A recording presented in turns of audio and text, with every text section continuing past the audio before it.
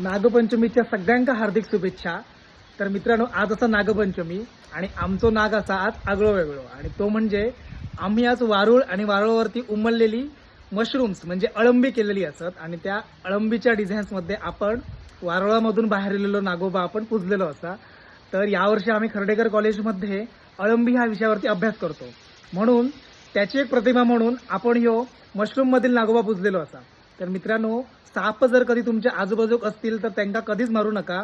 सर्पमित्राक बोलावून ते साप तुमच्या नैसर्गिक अधिवासामध्ये सोडून द्या। साप ह्यो शेतकऱ्याचा मित्र असता। उंदीरांचं प्रमाण साप ह्यो खाऊन कमी करता, आणि साप ह्यो कीटक भक्षी असा। बेडूक, मासे, विविध प्रकारचे कीटक हे खाऊन साप आपलं पोट भरता।